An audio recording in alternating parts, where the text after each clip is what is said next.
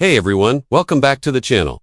I want you to imagine a small toy store on a quiet street. The kind with slightly flickering lights and shelves packed too tightly with dreams made of plastic and paint. It's late afternoon, the sun slanting through the dusty window, and the store smells faintly of cardboard and cheap candy. In that store stands a little girl with wide, hopeful eyes, holding a bright pink Barbie box against her chest like it's the most precious thing in the world. And next to her stands her mother, shoulders tense, hands trembling, lips pressed together as if she's trying not to let her heart break out loud. The girl is turning 7 today. She's been talking about this Barbie for months. Not just any doll, but this one, with the shiny dress, the tiny shoes, the smile that promises a perfect life. The mother has heard about it every night before bed, every morning before school. She has smiled and nodded and changed the subject. Because she already knows what she can't afford, the mother leans down, close enough that only her daughter can hear, and she whispers the words that have been burning in her chest all day. I can't afford a Barbie for your birthday.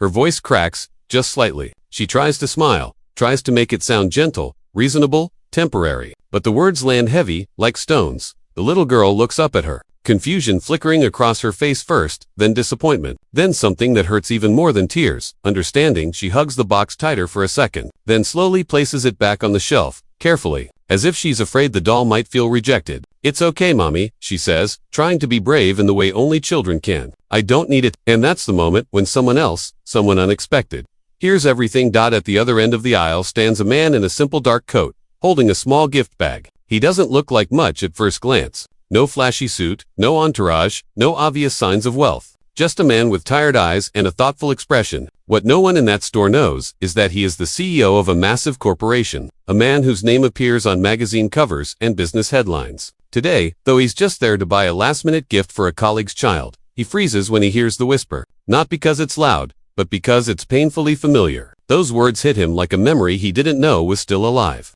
He watches as the little girl steps back from the shelf, and he sees the mother's face crumble for just a second before she pulls herself together. He knows that look. He grew up with that look. Years ago, he was the child in worn-out shoes, standing next to a mother who counted coins at the kitchen table late into the night. He remembers birthdays without gifts, excuses wrapped in love, promises of maybe next time. He remembers how his mother used to whisper apologies as if poverty were a personal failure, instead of a brutal reality.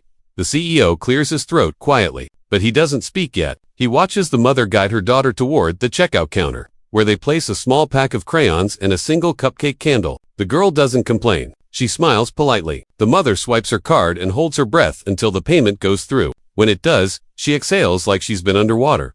As they turn to leave, the man makes a decision that will change all 3 of their lives. Excuse me, he says softly. The mother turns, instantly alert, instinctively protective. Life has taught her to be cautious. Yes. He gestures toward the Barbie still sitting on the shelf. I couldn't help overhearing. I know this might sound strange, but would you allow me to buy that for your daughter? The mother stiffens. Pride rises up, sharp and defensive. No, thank you, she says quickly. We're fine. The little girl looks between them, her eyes flicking to the doll, then back to her mother. She says nothing, but hope is a dangerous thing, and it's already creeping back in. The man nods, respecting the refusal, but he doesn't walk away. I understand, he says, and I'm not trying to embarrass you. Today is important to me too. The mother studies him more closely now. There's no pity in his eyes, no condescension, just sincerity, and something that looks like pain. She asks, because someone once did something similar for my family. He replies, and it changed everything. The mother hesitates. Years of doing everything alone have taught her not to rely on strangers. But something in his voice disarms her. She looks down at her daughter, who is now biting her lip, trying very hard to be patient and grown up. It's her birthday. The mother finally says, quietly, I don't want her to think she can't have things because of me. The man smiles gently. Then let her think it's because of kindness, he says. There's a long pause. The store seems to hold its breath. Finally, the mother nods, just once. Okay, she whispers, but please, just the doll. Nothing more. The man takes the Barbie from the shelf and places it on the counter. He pays without ceremony, without drawing attention. When he hands the box to the little girl, he kneels down to her level. Happy birthday, he says. Her eyes light up like someone turned on the sun. Thank you, she says, her voice full of awe. I'll take really good care of her. I know you will, he replies. The mother wipes at her eyes, embarrassed by the tears she can't stop. Thank you, she says again and again. You don't know what this means. He stands, shaking his head slightly. I think I do, he says.